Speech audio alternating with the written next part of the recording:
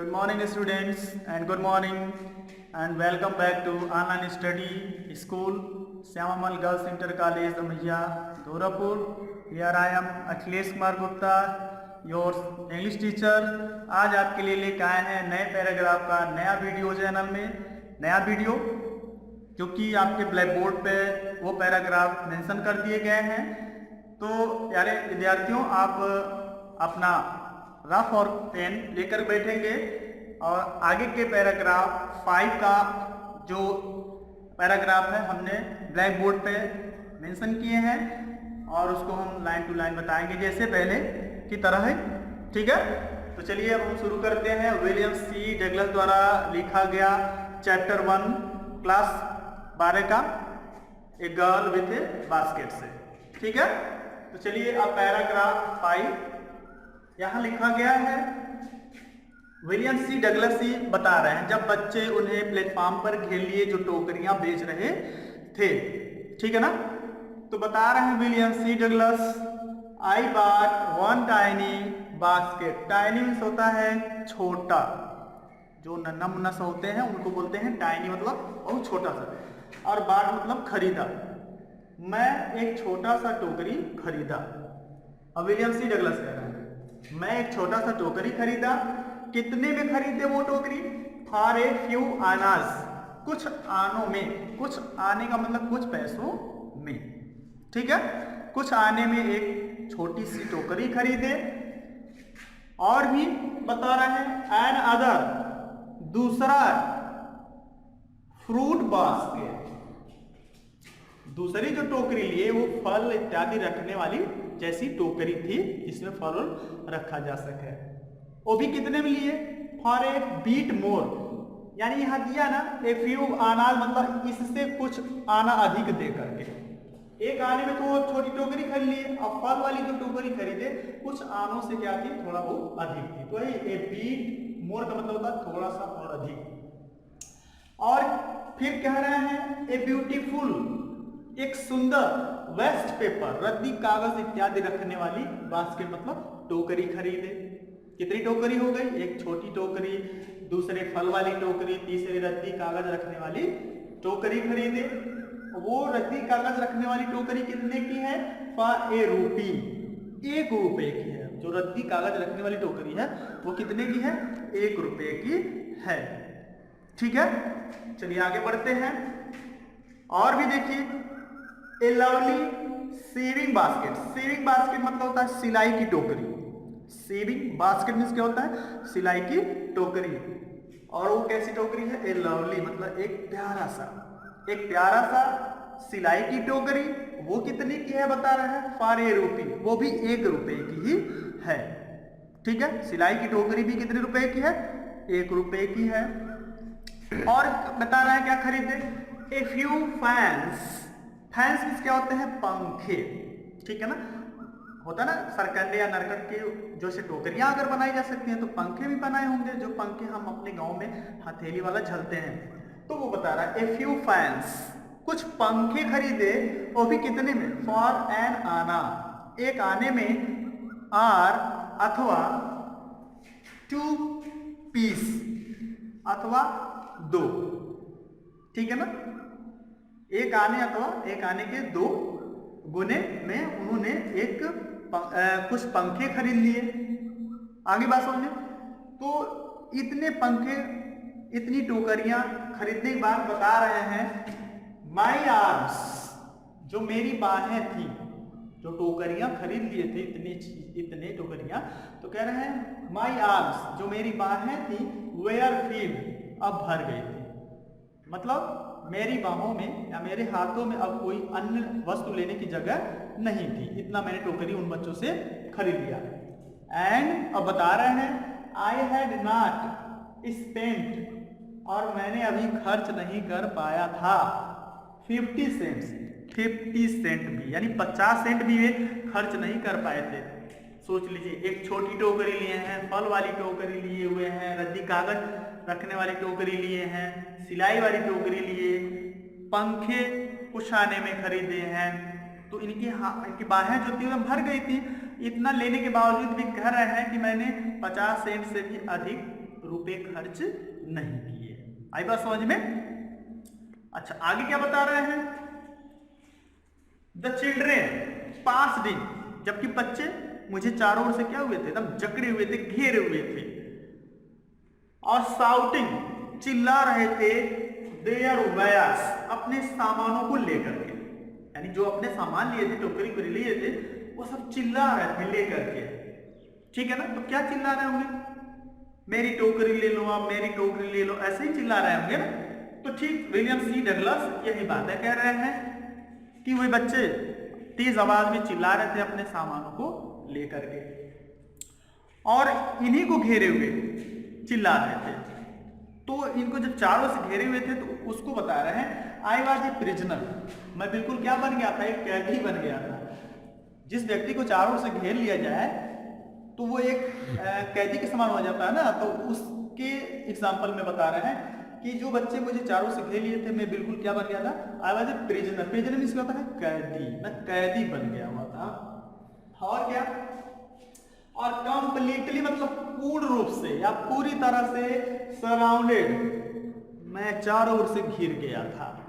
और चारों ओर से पूर्ण रूप से घिरे होने के कारण कह रहे हैं अनएबल टू मूव, मैं इधर उधर हिल भी नहीं सकता था। अर्थात इधर उधर हिलने डुलने में मैं क्या था? असमर्थ था। ऐसे मुझे घेर लिए हुए थे सब। अच्छा, ये तो बच्चों की बात रही जो घेरे हुए थे, छोटे बच्चे जो। अब आगे बता रहे हैं कि उसी ग्रुप से थोड़ा सा दूर कौन ऐसा शख्स है जो इन्हें बहुत अधिक प्रभावित करता है और इनकी नजर किस पे जाती है? तो वो है the most diligent. The most मतलब सबसे अधिक, डिलीजेंट इस होता है परिश्रमी। द मोस्ट डिलीजेंट मन होता है सबसे अधिक परिश्रम करने वाला या करने वाली। और अग्रेसिव मतलब होता है आक्रामक। अग्रेसिव मतलब क्या होता है? आक्रामक। और वेंडर मींस क्या होता है? विक्रेता।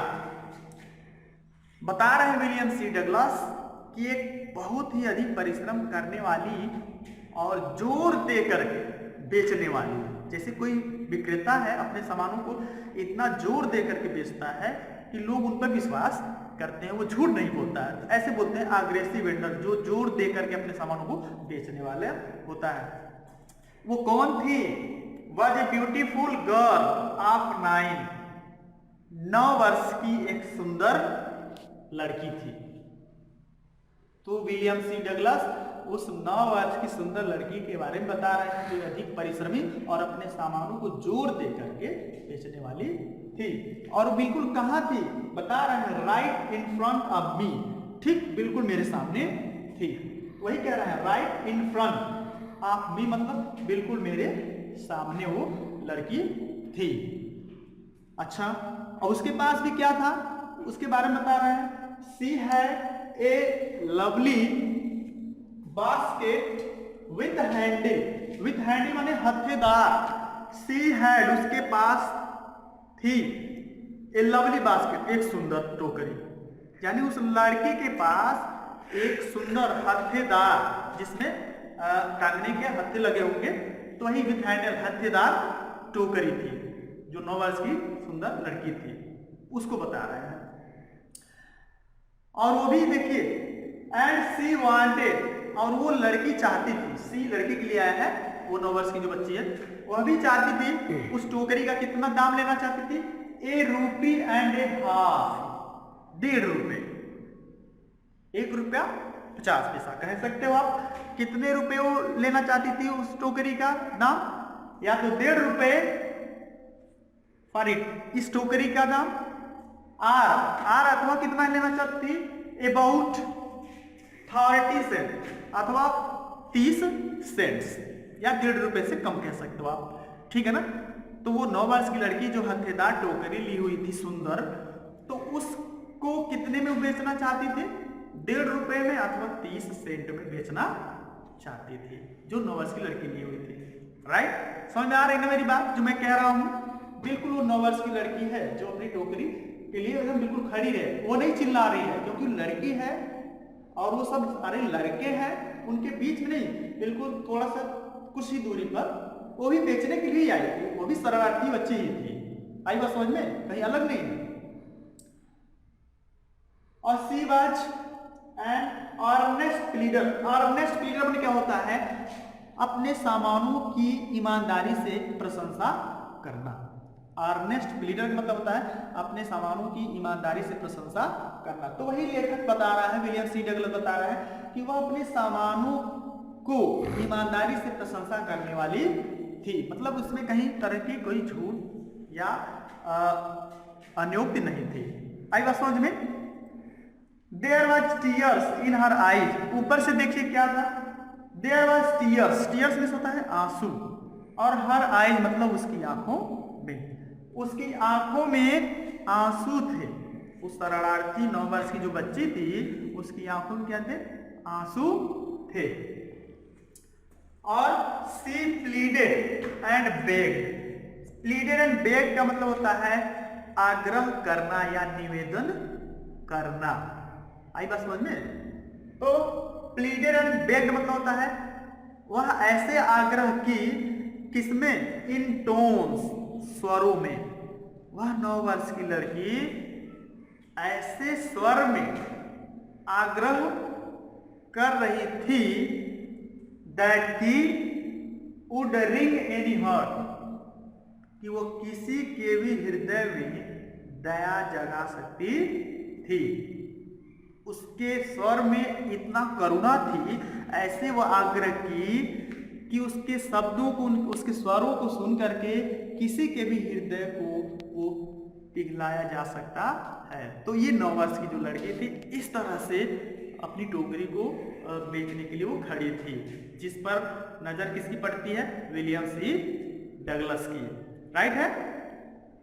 तो ये रहा फुल पैराग्राफ का आपका हिंदी एक्सप्लेन। और विद्यार्थियों ये भी ध्यान दें, हमने वर्ड्स मीनिंग तैयार किए हैं। आप यहाँ 1 बाय 1 वर्ड्स मीनिंग देखेंगे और उसे आप नोट्स भी कर सकते हैं घर पे, और इसको लर्न भी करेंगे। ठीक है। तो पहले चलिए देखते हैं, ये है आनाज।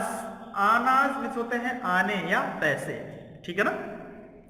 वेस्ट पेपर में होता है रद्दी कागज। सीविंग सिलाई। प्रिजनर कैदी। स्पेंट खर्च किया। शाउटिंग चिल्लाते हुए। वायर्स सामानों। डिलीजेंट परिश्रमी। अग्रेसिव जोर देकर। वेंडर विक्रेता। हैंडल हथेदार। अर्नेस्ट गंभीर।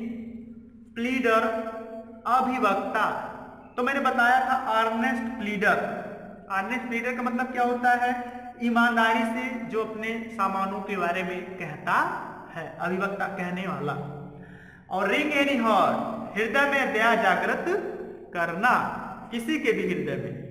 और टोन्स भी क्या होते हैं, स्वर।